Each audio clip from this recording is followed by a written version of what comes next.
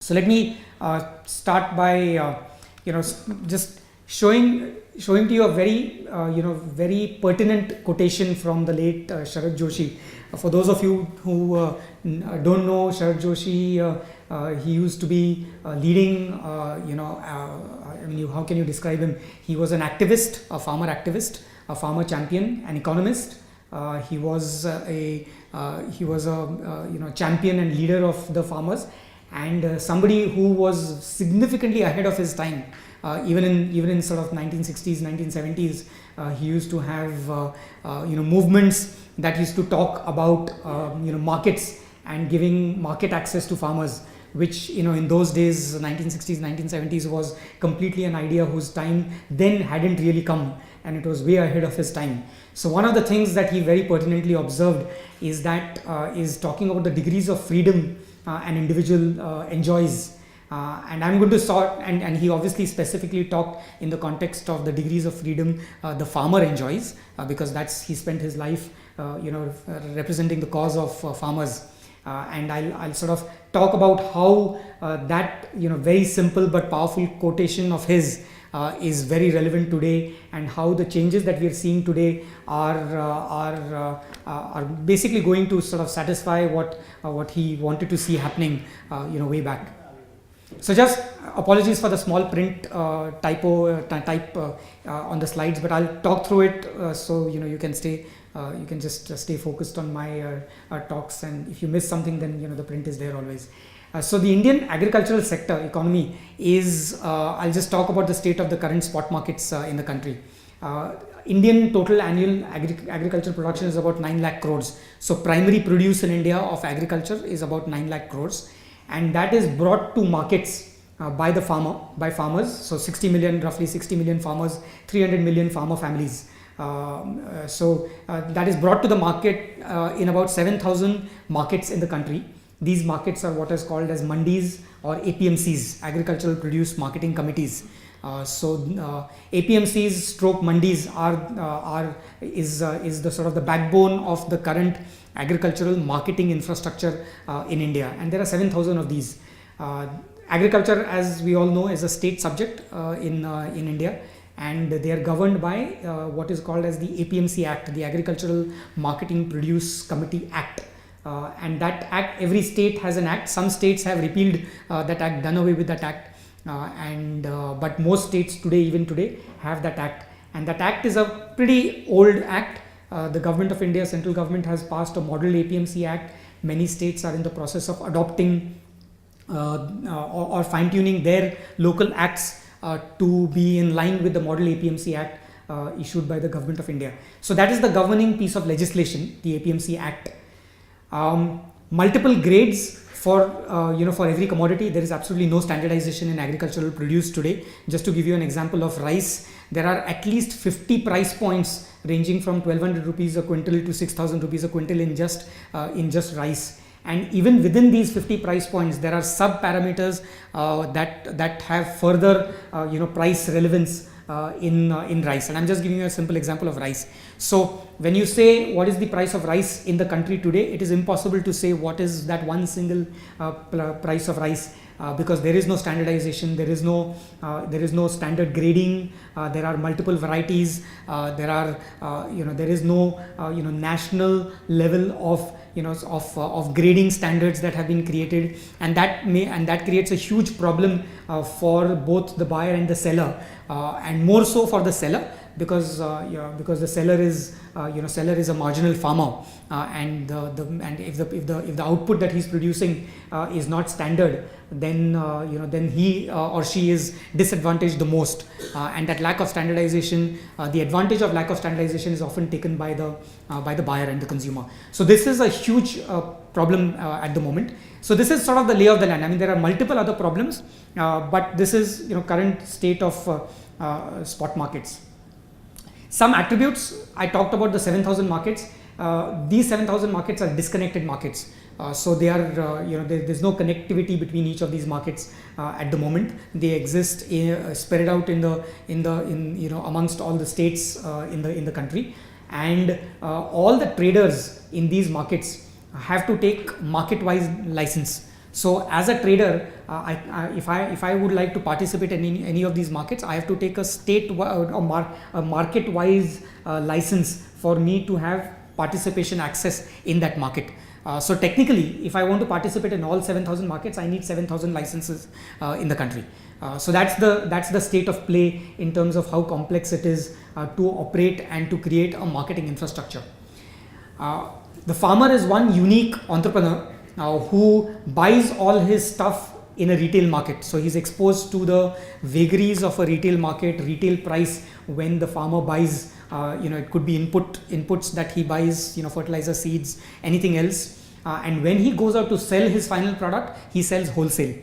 So it's a most great businesses or good entrepreneurs will want exactly the reverse, right? You want to buy wholesale, sell retail, so that you can get the price benefit. But the farmer is exactly at the other end of the curve, exactly inverse economic sort of situation of the farmer, where the input buying is at a retail price and the selling is wholesale.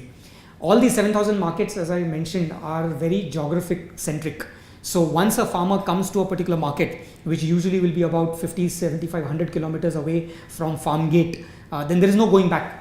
For that farmer, the farmer has to sell, because it costs the farmer to bring his produce to a market which is 100 kilometers away, and there's no chance of him taking that material back and coming after a few days again to resell, to have another crack at selling the produce in the market. So they're very geography centric markets, and activity is centered around that specific geography. Typically, the roles of the buyer, the creditor, and the regulator are all very mixed up in the market, and that's one of the biggest challenges in the market. So usually, the buyer will end up giving credit to the farmer, and once the farmer gets into a credit trap from the buyer, the farmer is just at the whims and fancies of the buyer, and caught in that sort of endless loop of having to constantly go back to the same buyer because there is a credit relationship which is embedded in that in that transaction. The regulator, which is supposed to be the APMC committee or the market yard committee, is usually dominated by the traders, local politicians. So the buyers themselves tend to be sitting as regulators, forming rules, regulations, and forming the sort of the standard operating procedures for how that market works. So obviously, most of the regulations that operate in the market are biased towards the buyer. So that's another big challenge as far as these markets are concerned. There is no notion of any quality-based sale that happens in the marketplace. The typical sale happens when a farmer brings his produce and dumps it as a heap on the floor, and the trader will come through visual inspection, sense the quality of that produce and quote a price to the farmer. And the farmer obviously has no choice, because he has no clue what the quality is and what is the marketable value of that quality. So the farmer is completely reliant on the assessment of quality by the trader and the valuation of that quality by the trader. So there is absolutely no scientific quality based sale that happens in that marketplace. So these are the challenges of the current spot markets. As one can imagine, they are pretty broken, to say the least, and very disadvantaged to the producer, which is to the farmer. And this has been going on for many years, ever since the market started. Some states have recognized the problem with the spot markets, and they have repealed the APMC Act. So they have done away with the APMC Act. For example, Bihar is one such state where the APMC Act has been repealed, done away with. However, they have not replaced it with any alternate market structure. So it's actually gone from bad to worse in Bihar. There was at least some semblance of a market, though broken, though dysfunctional. There was at least a market where some marketing activity could happen. Having repealed the APMC Act and not having substituted that with an alternate marketing model, it has gone from something to nothing. And that has put the farmers to even more disadvantageous situation. So in general, there has been a challenge as far as spot markets are concerned. So this is the lay of the land as far as current spot markets are concerned. I'll move to how the futures markets operate currently. So I'll jump from spot to futures, and then I'll slowly build the linkages between the spot markets and futures markets, and what is going on currently in the landscape in the country. NCDEX is, as I mentioned earlier and as Prashant mentioned earlier, the largest agricultural produce centric commodities exchange in the country. We have about 90% sort of market share as far as agricultural derivatives trading is concerned. We trade about 25 commodities in futures. There's only one type of instrument that's allowed in commodity derivatives today, which is futures. So it's a highly simplified market structure currently in the derivatives landscape, which is only futures are allowed to trade. However, with this limitation and with this limited sort of mandate and landscape, we have been able to create benchmark prices across the country, and we've ended up sort of creating the barometer of price as a barometer for all these 25 commodities that trade on NCDEX. The annual turnover for us is 10 lakh crores. Open interest is 5,000 crores on a daily basis. So it's still fairly underdeveloped, a huge headroom to grow and develop these markets. It's fairly shallow, quite small, lot of opportunity to grow. But that's the state, that's the state of play as far as futures markets are concerned. Some attributes of the futures market. We have been able to create a single national market, and a national price has now been established for at least 50% of food grains, pulses and spices. So that's quite a substantial achievement. These markets have been around for roughly 13 years. The commodity exchanges were set up in 2003, and since then they have been active. The price discovery happens on futures exchanges. As we know, futures is a highly standardized instrument. Futures do price discovery for a very standard specification. They expire on a very specific date every month. So it's a very standardized instrument. For that specific quality of that commodity, price discovery happens on a national basis, around which now the rest of the grades have started to price themselves. So like I mentioned, rice has more than 50 sort of price points, and rice unfortunately has been suspended from trading on futures markets. But in most other commodities that trade on futures, all the grades that are above or below the futures grades trade off the futures price. So either as a premium discount on the futures price. So that has helped the farmers and the various value chain participants to get a reference point around how they buy and sell these commodities. So the futures prices have now acted as benchmarks, because in the absence of an active spot market or a well-functioning spot market, futures are the only benchmark that's available in the market. So even today, if you travel in the APMCs, in the markets, talk to farmers, they may not know them as futures, what is locally in the physical markets known as dabba. So if you ask anyone, what is the price on a dabba, they're basically talking about the futures price. And the dabba price is basically very, very well known and well published and well disseminated in the market today, and the whole market now trades around the price on the dabba. So from a branding perspective, not a great sort of brand recognition for futures, but it is what it is. The main sort of takeaway there is that the futures prices have influenced price discovery that happens in the physical markets, and that's, I think, a big takeaway. So the indirect benefit to the farmers has been quite substantial from the futures prices. It is right from day one, unlike the securities market, which started off as open outcry, floor-based trading, trading and pit-based trading, and then subsequently moved to electronic trading. Futures markets from day one have been electronic markets. So they've been able to sort of leapfrog and start on day one with an electronic infrastructure. Most of the futures price discovery happens through compulsory delivery contracts, which is an important nuance to understand, which means that at the time of expiry of the futures contract, whoever is still standing at the end of that contract on the day of expiry, as a seller has to give physical delivery, and as a buyer has to take physical delivery of that commodity. And that, though cumbersome and though tedious, because managing physical commodities is quite a cumbersome and tedious process, however, that nuance ensures that on the day of expiry 100% convergence of spot markets and futures markets happens. And that is an extremely important attribute of today's futures markets, that every 20th of every month, which is when the futures contract expires every month, there is a 99.9% convergence. The reason I don't say 100% is because there are costs of bringing commodities into the warehouse, which will result in a slight difference between the actual spot price and the settlement price on futures.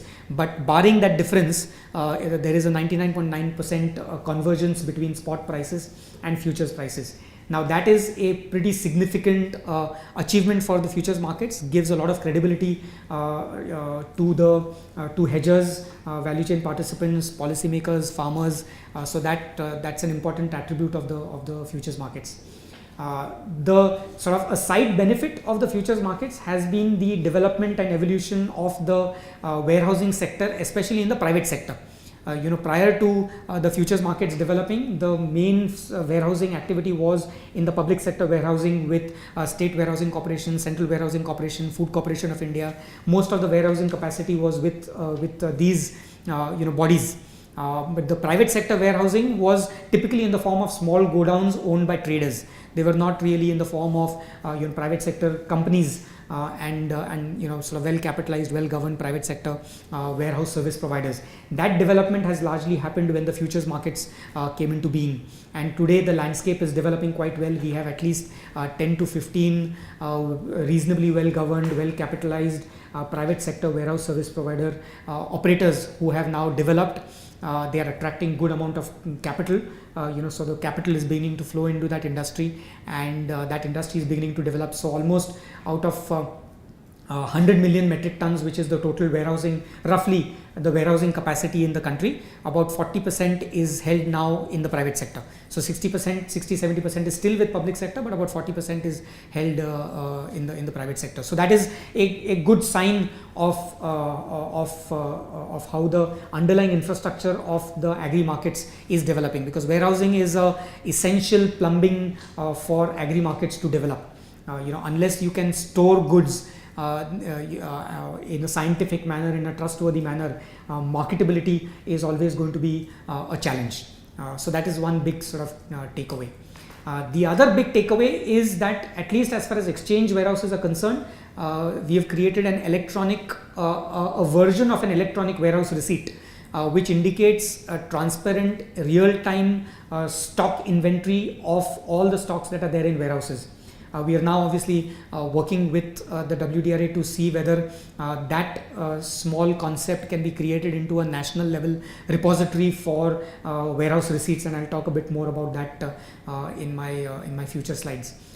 So that's the current futures market attributes.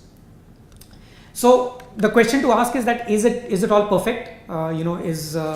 Is where we stand today as far as futures markets are concerned, is everything on the right track? And the answer is is that we've got a long way to go before we develop this market even further.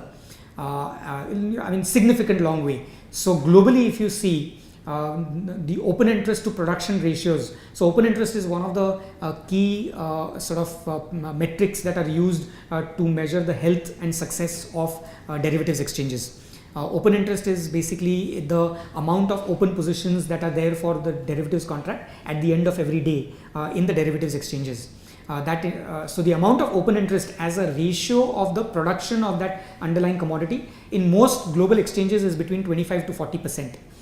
In India, in some exchanges, it's even more than 40%, but the averages are roughly around there. In India, in most commodities, it is less than 1%, which just shows the amount of headroom that is available to grow, and it's still a very nascent. The derivatives markets are still very nascent. The participation is also very limited to a few hedgers and a few speculators, and price discovery is often affected by things like Essential Commodities Act, Food Safety Act. The public perception of commodity markets is still that this is just dominated by a bunch of speculators. So if that is by and large, unfortunately, the public perception of the markets.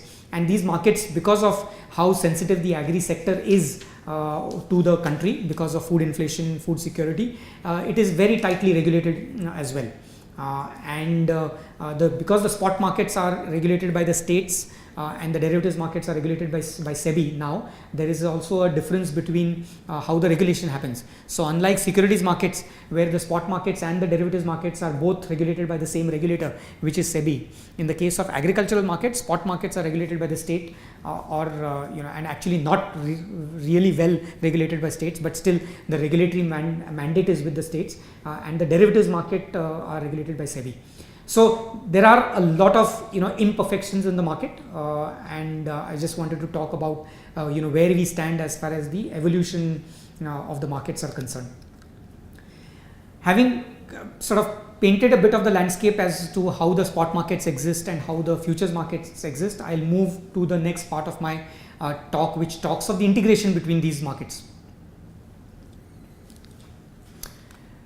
So in the good old days, so I'll start to talk about the spot futures integration. In the good old days, the market, physical market, used to be characterized by a few stockists. So every commodity in the local physical market would comprise of a few stockists. They would buy from the farmers spot, and they would stock, and they would sell that in the future, not in the futures market, but in the physical market. They would forward sell to the processors like ITC, Adani, Ruchi, sugar companies, and so on and so forth. They would sell the produce to them. So that would be the only linkage between the spot markets and the forward markets in the good old days. When the derivatives exchanges came on the scene over the last 10 years or so, especially through warehousing and the demat creation, so the electronic entry of a warehouse receipt, that democratized the holding of stocks in a warehouse. Earlier, because of the complexity and the tediousness associated with bringing stock into a warehouse, depositing in a warehouse, it used to be the sort of the domain of only the stockists and the traders who knew how to work around this system, right? Now, with the exchanges having created a fairly democratic platform and an electronic demat mechanism for holding stock in a warehouse, where you physically don't need to see the stock in the warehouse. You can be sitting in Bombay, but hold demat stock in a warehouse in Alwar in Rajasthan, as an example, and be assured that the quality and quantity is taken care of by the exchange ecosystem. That has created the emergence of what is called as the cash and carry investor. A huge sort of emergence of a small cash and carry investor has come up in the derivatives market, and these cash and carry investors minutely arbitrage out the differences between spot prices and futures prices. So even small differences between spot and futures prices get arbitraged out by these cash and carry investors, and this has over the last many years ensured that the spot and the futures markets start to move closer and closer to each other, the price discovery, because anytime there is a significant difference between spot markets and futures markets, the arbitrageurs will jump in and arbitrage out the differences and bring the two prices closer to each other, at least at the expiry of the futures contract. So that integration is happening quite well from a price discovery perspective. However, as I mentioned earlier, it still applies to very few commodities and very few grades, and hence that benefit is not enjoyed by a large cross section. That arbitrage benefit is still exploited or arbitraged out by traders, by cash and carry investors. So the farmer actually still hasn't got the benefit of that integration to the extent that that should have happened by now. However, because the futures prices converge quite strongly with spot, there is quite a strong correlation between spot prices, futures prices, and if sometimes spot market runs away and significant price rise happens, there have been instances when futures markets have brought them back and ensured the correction, and vice versa. So the futures markets have demonstrated runaway increase, not explained by fundamental factors. Then the arbitrageurs have been able to drag the futures market back in order to ensure convergence. So there is a degree of integration that is available, but the challenge is that it's available only to a few limited participants and to a wider range of public and farmers, processors and consumers and producers. It's still that concept of integration is still very alien to that community. So a lot more needs to happen as far as spot futures integration is concerned. So what does the landscape look like going forward? So I'll start to talk about what we are seeing, what I am seeing in terms of the change in regulatory landscape across a variety of aspects. So what are the game changers? State Agri Markets, what I call as SAM, the Karnataka model, I'll talk briefly about that. Warehouse based sales, and the recent announcement by the Honorable Prime Minister to launch the concept of the National Agri Market called as ENAM. I think are big substantive game changers in this industry. So I'll take you back to a small experiment that was carried out by NCDEX in December of 2011 in a small market called Gulbarga in Karnataka. So we went to Gulbarga in Karnataka and said, how would you like to automate, modernize and make your physical APMC markets, which are quite dysfunctional as I described earlier, and convert them to a more modern electronic market. And we just approached the Gulbarga APMC committee members, and they said, fantastic, why not, let's start a pilot project. And that pilot project went on for about a year and a half, and it was extremely successful. That pilot project then inspired the state government of Karnataka to say, why don't we replicate that across the state? And that now is called as the Karnataka model of agri marketing reform. It was in fact even mentioned in the 2014 economic survey of the government of India, where the Karnataka model found mention in the economic survey, and that formed the inspiration behind the National Agri Market project that Honorable Prime Minister has launched. We believe that these models where state agri markets are now getting integrated, National Agri Market, the concept, the notion of a National Agri Market is now being floated, and work has started with the right sort of enthusiasm, are going to be game changers as far as the agri markets are concerned. Of course, long way to go, but these are game changing things that are happening at the moment. GST, a piece of legislative infrastructure which hopefully will happen in the next few months, maybe a few years, but whenever it happens is going to be a game changer, but because it will enable free movement of agricultural produce across the country. So even if you create an electronic national agri market, the fact that there is restricted movement of agricultural produce across markets and a plethora of taxation, right from octroi, VAT, sales tax, etc., it makes it impossible for agricultural produce to move from one state to another state. It does move, but it moves at a very high cost and extremely inefficiently, and that actually results in eventual inflation, because the difference between wholesale prices and retail prices for agricultural produce in many instances is close to 100% or even more. And that gap can only narrow if the movement of goods from from surplus states to deficit states can happen in a more seamless manner. So GST as a piece of legislative infrastructure will be a game changer. The other piece of game changing initiative is something that maybe respected Chairman WDRA can talk about later on, is the notion of a national commodities repository, for which some work is going on, and it's literally going on probably partially in this building as well, with leadership of WDRA, which is the equivalent of NSDL CDSL for the securities markets. So if you just jog your memory back, the kind of impact that NSDL CDSL had on the equity markets when they got formed through sheer movement away from paper based shares to a demat holding of shares in NSDL CDSL, and it had a it had a significant game changing effect on growth in equity markets. I believe that kind of game changing effect can happen to the agricultural markets when a repository or a few repositories are up and running, and they create the concept of an electronic negotiable warehouse receipt or an electronic warehouse receipt. Once that concept is established, the trust in that instrument will grow quite significantly, and the whole value chain of farmers' trust in that instrument, lenders' trust in that instrument, the bankers' trust in that instrument, the traders' trust in that instrument will go up quite significantly. And my belief is that then the agricultural market will start to behave more like modern. They will demonstrate the attributes of a modern marketplace. So that is another game-changing piece of legislation that is likely to happen.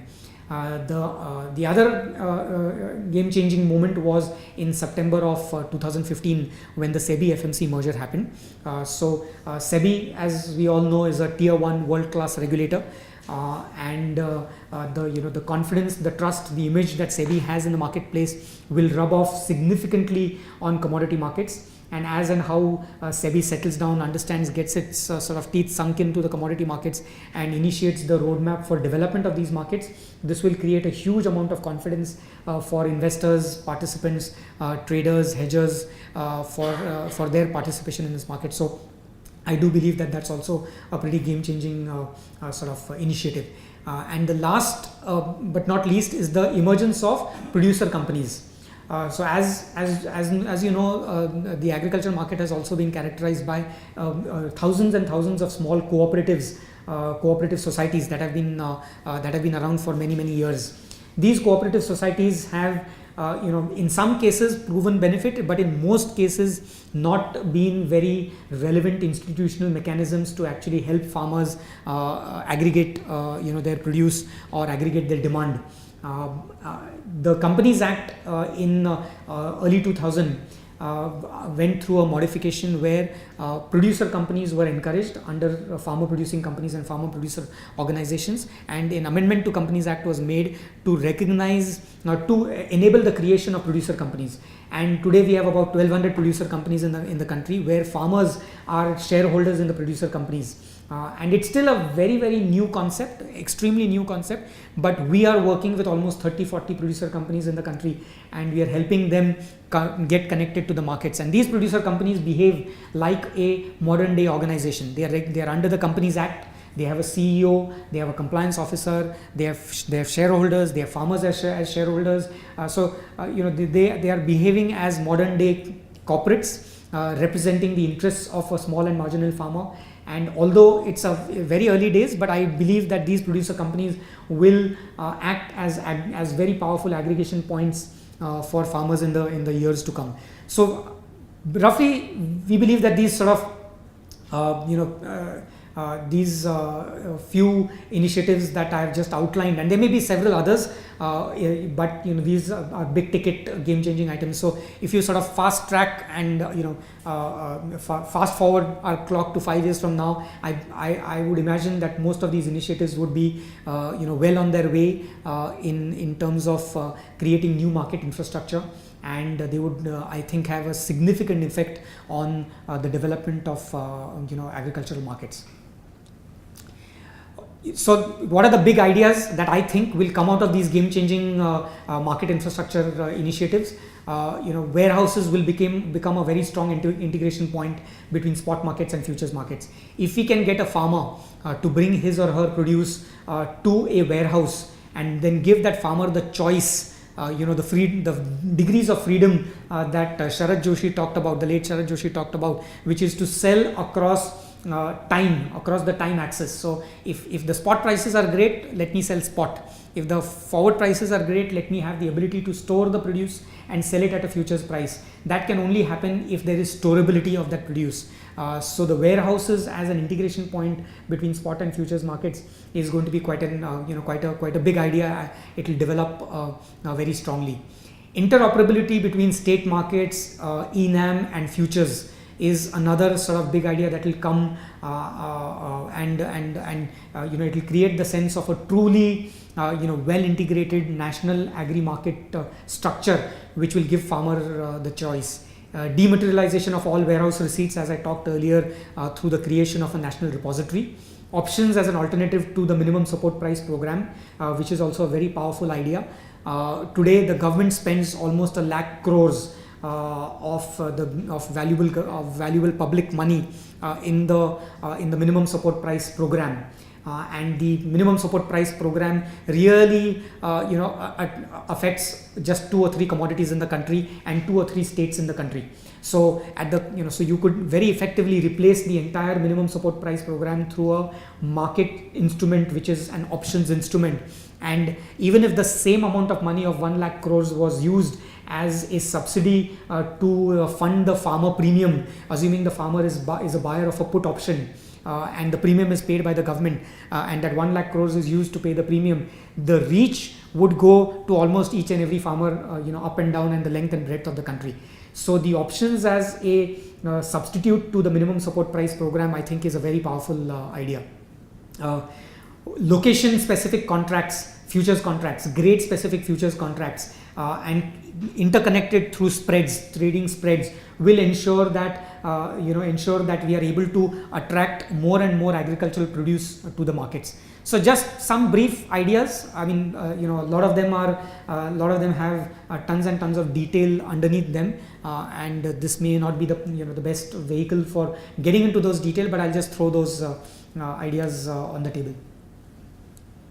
So in my view, the result of this, in very simple terms, that it gives the farmer the freedom to sell across 3 degrees of freedom: location, grade and time.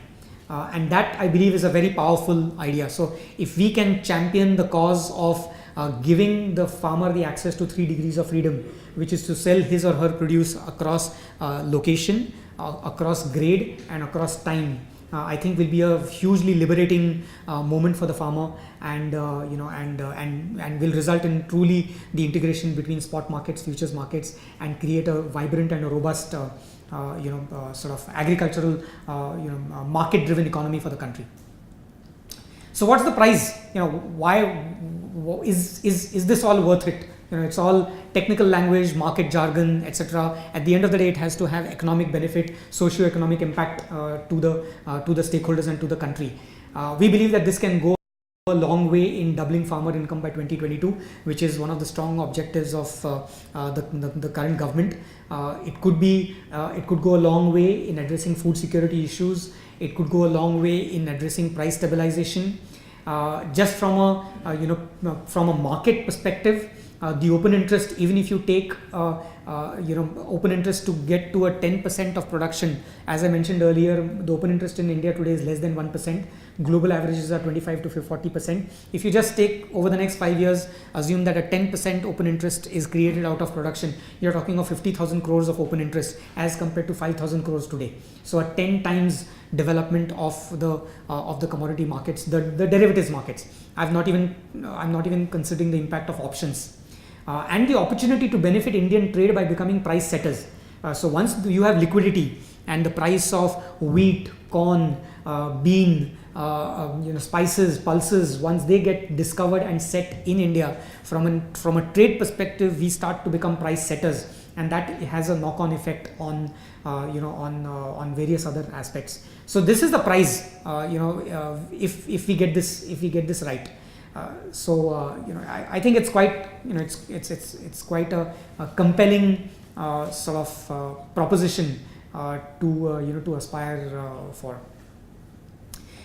What are even after the game-changing ideas and the big ideas that I talked about, what are the problems still remaining to be solved? The grade standardization, there is very little work that is still going on in grade standardization. So there is a need for advocacy, public commentary, debate, discussion around grade standardization. common clearing across spot and derivatives markets. Things like the Essential Commodities Act and Food Safety Standards Authority of India, those are still, still very, food safety standards obviously, very relevant, very current, but it needs to be implemented. Today, for example, the farmer as a producer is exempt from food safety standards. So if a producer is exempt from food safety standards, how can we expect the end product to be compliant with food standards when the producer himself has no, is outside the legal ambit of food safety? Essential Commodities Act, in my view, is a pretty arcane concept. It needs to be, replaced by more transparent and more, by the national repository, as and when WTRA is able to, pull that off. That I think will give transparency of stocks in warehouses and will give the comfort to the government that all stocks in warehouses can be transparently, sort of tracked. And at that point in time, things like essential commodities hoarding will become concepts of the past. Perception and risk of overregulation still continues to exist. Common KYC across markets, information asymmetry. These are some of the big problems that still remain to be solved. One simple example I'll give you of soybean, which is quite a compelling example. This is last season forecast in December of 2015. 4 different sources of forecast for soybean production for the last season. SOPA said that the production is 73 lakh metric tons. Government of India's estimation was 106 million metric tons, 106 lakh metric tons. USDA forecast was 73.8 and the market's forecast was 65. In this context, what kind of decision making can prevail, what kind of price discovery can happen, is, I leave this as an open question, but it just goes to indicate that in a market where there is so much information asymmetry, there is no room for efficient price discovery for the 60 million farmers in this country, or for the hedgers or for traders. If the gap is so much, then how can you have an efficient market structure? So there are still some big problems to be that remain to be solved, and I just wanted to put them out there. I'm sure through more seminars like this, public debates, discussions, more of these topics will find their way into legislation, policy support, and initiatives by the various government and regulatory authorities. So that's really that's really my sort of presentation for today.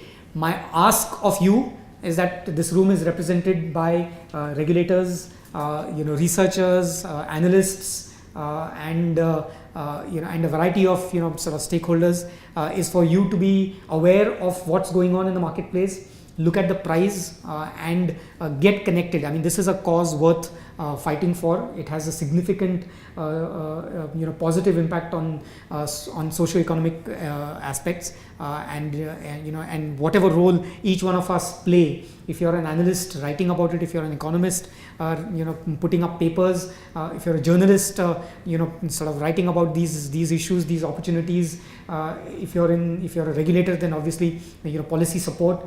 So each one of us has a role to play. That's my ask of all of you.